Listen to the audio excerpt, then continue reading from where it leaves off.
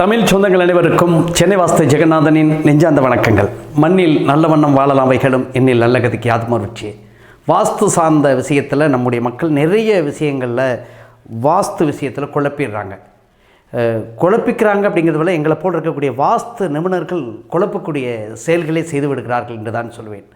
அந்த வகையில் எந்த இடத்தில் எது இருக்க வேண்டும் என்பதை விட எந்த இடத்தில் எடை இருந்தால் நல்லது, எடை இல்லாமல் இருந்தால் நல்லது என்கிற விஷயத்தை வாஸ்துவை பற்றி தெரிந்து கொள்கிற, வாஸ்து அமைப்பில் ஒரு கட்டிடத்தை கட்ட வேண்டும் என்று நினைக்கிற மக்கள் அதை சரியான முறையில் அதை எடுத்துக்கொண்டால் 100% அது யோகத்தை செய்கிற ஒரு கட்டிடமாக, ஒரு இல்லமாக, ஒரு நிறுவனத்தின், ஒரு அலுவலகத்தின் இடமாக அந்த இடம் இருக்கும்.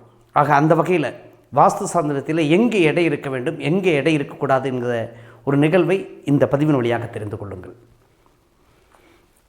நிறைய மக்கள் சொல்லுவாங்க, கிச்சன் எங்கே இருக்கணும், பூஜை அறை எங்கே இருக்கணும், படுக்கை அறை எங்கே இருக்கணும், படுக்கிற தென்மேற்கில் மட்டும்தான் இருக்கணும், இப்படியெல்லாம் சொல்லக்கூடிய மனிதர்களை நாம் பார்த்துருக்கிறோம்.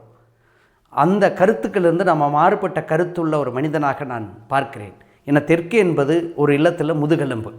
ஒரு மனிதனுக்கு அது ஆணாக இருந்தாலும் சரி, அது பெண்ணாக இருந்தாலும் சரி, அந்த மனிதருக்கு அது முதுகெலும்பாக செயல்படக்கூடிய ஒரு இடமாக ஒரு கட்டிடத்தின் தெற்கு திசை அங்கம் வகிக்கிறது. இன்னொரு விஷயத்தை கூட நம்ம சொல்லலாம்.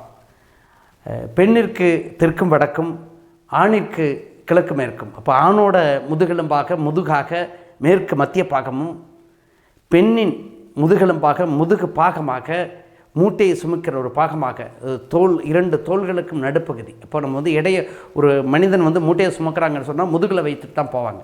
அப்போது அந்த முதுகு அப்படிங்கிறது தான் ஒரு மனிதனை உழைப்புக்கு பிரதானமாக இருக்கக்கூடிய செயல். அந்த வகையில் நீங்கள் சரியான முறையில் உங்கள் இல்லத்தை முதுகோடு ஒட்டி இருக்கக்கூடிய அந்த தெற்கு திசையை, ஆண் முதுகு பெண் முதுகு இப்படி நம்ம பிரித்து பார்த்தாலும் கூட தெற்கு திசையும் மேற்கு திசையும் சரியான முறையில் ஒரு வாஸ்து அமைப்பில் நீங்கள் கொண்டு வரும் பொழுது அது யோகத்தை செய்கிற, நல்ல அற்புதத்தை, அதிசயத்தை செய்கிற வீடாக அது இருக்கும். அந்த வகையில் ஒரு கட்டிடம் என்பது எப்பொழுதுமே உங்களுடைய கட்டிடமாக இருந்தாலும், அல்லது பக்கத்தில் ஒரு தெற்கு புறத்தில் ஒரு கட்டிடம் இருந்தாலும் உங்களுடைய இல்லத்திற்கு அது நன்மை செய்யும். மேற்கு புறத்தில் ஒரு கட்டிடம் இருந்தாலும் அந்த கட்டிடம் உங்களுடைய இல்லத்துக்கு ஒரு அரணாக செயல்படும். இந்த விஷயத்தை நீங்கள் வாஸ்து வகையில் தெரிந்து கொண்டீர்கள் என்று சொன்னால் நல்ல யோகத்தை செய்கிற ஒரு இல்லமாக அந்த இல்லம் இருக்கும். அந்த வகையில் நீங்கள் ஒரு கட்டிடம் கட்டுகிறீர்கள் என்று சொன்னால் உங்களுடைய தெற்கு புறத்தில் ஒரு கட்டிடம் இருக்க வேண்டும், மேற்கு புறத்தில் ஒரு கட்டிடம் இருக்க வேண்டும், கிழக்கு புறத்திலும் இருக்கலாம். வடக்கு புறத்தில் இருந்து விட்டால் என்ன செய்வது? கிழக்கு பார்த்த வீடுகளுக்கு, மேற்கு பார்த்த வீடுகளுக்கு இருக்கும். இப்போ அந்த மாதிரி இடங்களில் நம்ம அங்கு கூடிய இருக்கக்கூடிய மனிதர்களை நம்ம ஒரு மாற்றம் செய்து அவங்களுடைய வாழ்க்கைக்கு முன்னேற்றத்தை கொடுக்குற ஒரு இல்லமாக அமைத்துக்கொள்ள வேண்டும். எல்லா திசைகளும் நல்ல திசைகளே, எல்லா திசைகளும் நல்ல யோகத்தை செய்கிற திசைகளே. ஆனால் நம்முடைய கட்டிடம் எந்த அமைப்பில் இருக்கின்றதோ அதன்படி தான் அது செயல்படும். அந்த வகையில் மேற்கு திசையில், அதாவது வடக்கு திசையில் பார்த்து இருக்கிற கட்டிடம் என்பது ஒரு மிகுந்த யோகத்தை செய்கிற ஒரு கட்டிடமாக இருக்கும்.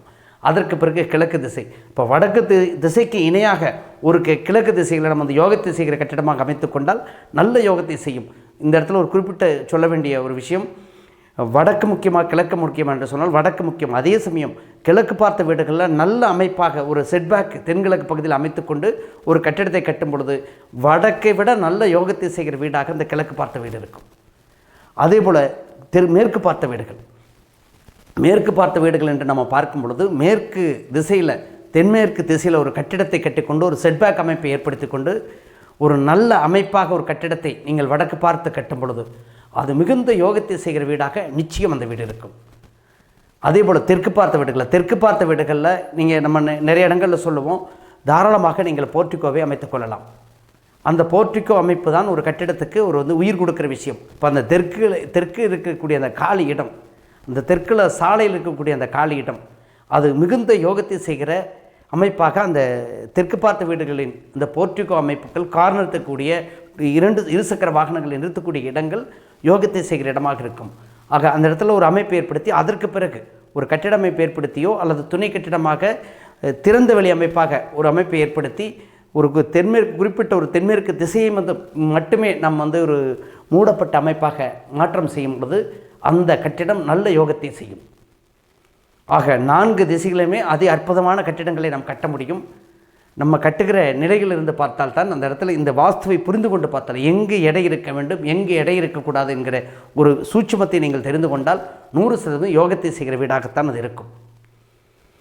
அதற்கு பிறகு நீங்கள் படிகளை எங்கு அமைக்க வேண்டும், சமையலறை எங்கு அமைக்க வேண்டும், கழிவறைகளை எங்கு அமைக்க வேண்டும் என்கிற நியதி இருக்கிறது. அதை பொருத்தி கொண்டு அமைத்தால் சாலச்சிறந்து. இந்த இடத்துல ஒரு சில இடங்களில் டிகிரி பார்த்து அமைப்பது என்பது இன்னும் கொஞ்சம் டெப்த்தில் போகக்கூடிய விஷயம். அந்த டிகிரியை தாராளமாக எடுத்துக்கொள்ளுங்கள். அதையே 8 திசைகளோடு எடுத்துக்கொள்ளும். சில பேர் 16 திசைகளை 32 திசைகளாக பிரித்து போடுறாங்க. அதெல்லாம் நடைமுறைக்கு ஒத்து வராத விஷயங்கள். அவங்க சொல்கிறவங்க சொல்லிகிட்டு இருக்கலாம். ஆனால் ஒரு குறிப்பிட்ட அளவு தான் நம்ம அதை செய்ய முடியும். 8 பாகங்கள் எதுக்காக நம்முடைய முன்னோர்கள் எந்த திசை தெய்வங்களை கொடுத்தாங்க? இந்த தெய்வங்கள் எல்லாமே குறியீடுகள் தான். ஏன் 16 திசை தெய்வங்களை அவங்க கொடுக்கலாம் இல்லையா? அப்போது இந்த நுணுக்கத்தை நீங்கள் தெரிந்து கொள்ள வேண்டும். எண் திசை தெய்வங்கள் தான், எண் திசைகள் மட்டுமே. அந்த எண் திசைகளுக்கு பிரதானமாக தென்கிழக்கு திசை என்று சொல்லக்கூடிய 135 டிகிரியில் சமையலறை வர வேண்டும். அல்லது வடமேற்கு என்று சொல்லக்கூடிய 315 டிகிரியில் சமையலறை வர வேண்டும். ஒருவேளை 315க்கு வரவில்லை, கொஞ்சம் முன்ன பின்ன போகிறது என்றாலும் தவறு கிடையாது. அதே போல் 135க்கு வரவில்லை, கொஞ்சம் முன்ன பின்ன போகிறது என்று சொன்னாலும் தவறு கிடையாது. இந்த அமைப்போடு ஒரு கட்டிடத்தை கண்டு கொண்டால் சால சிறந்தது. அதே சமயம் ஒரு விஷயத்தை நம்ம கவனித்து கொள்ள வேண்டும். கழிவறைகளை எக்காரணம் கொண்டும் 225 டிகிரி தென்மேற்கு பகுதிக்கு சென்றுவிடக்கூடாது. அதே போல் தெற்கு பகுதிக்கும் 150 டிகிரிக்கு மேலாக தெற்கு பகுதிக்கும் சென்று விடக்கூடாது. ஒரு சிலர் தென்கிழக்கில் அமைக்கக்கூடாது என்று சொல்வார்கள். தாராளமாக அமைத்துக் கொள்ளலாம். வடமேற்கில் நம்ம அமைக்க முடியவில்லை, ஒரு பிரதான அமைப்பாக நம்ம அமைக்க முடியவில்லை என்று சொன்னால் தாராளமாக அமைத்துக் கொள்ளலாம். அந்த இடத்துல தண்ணீர் என்பது அங்கே ஒன்றும் தேங்குவது கிடையாது. அந்த இடத்துல உபயோகிக்கின்ற தண்ணீர் ஒரு பைப் லைன் வழியாக வெளியே சென்று விடுகிறது. ஆக இதை நீங்கள் 100% குற்றமாக எடுத்துக்கொள்ள வேண்டிய அவசியம் கிடையாது. பொருத்துகிற இடத்தில் பொருத்திக் கொள்ளலாம். வடமேற்கு என்பது தான் பிரதானம், முதல் நிலை. முடிவில்லை என்றால் 2ஆம் பட்சமாக நீங்கள் தென்கிழக்கில் தாராளமாக பொருத்திக் கொள்ளலாம். இது இந்த கழிவறை சார்ந்த விஷயங்கள். எப்பொழுதுமே ஒரு கழிவறை வடகிழக்கு பகுதியிலும் தென்மேற்கு பகுதியிலும் வரக்கூடாது. வடகிழக்கு பகுதி என்று சொல்லக்கூடிய 45 டிகிரிக்குள்ளாக எந்த இடத்துலையும் ஒரு கழிவறையோ ஒரு படிகளோ வரக்கூடாது. இந்த அமைப்பை நீங்கள் பொருத்தி கொண்டு ஒரு இல்லத்தை அமைத்து கொண்டீர்கள் என்று சொன்னால் மிகுந்த ஒரு யோகத்தை செய்கிற ஒரு கட்டிடமாக அந்த கட்டிடம் இருக்கும்.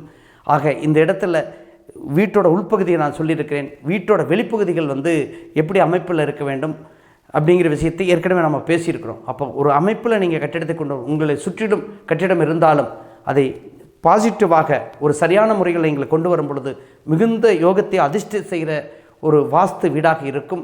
இது வீட்டுகளுக்கும் பொருந்தும், ஒரு நிறுவனங்களுக்கும் பொருந்தும், ஒரு அலுவலகத்துக்கும் பொருந்தும். இதை நீங்கள் சரியான முறையில் அமைத்துக்கொண்டு நல்வாழ்வு வாழ வாழ்த்துக்கள். நன்றி, வணக்கம்.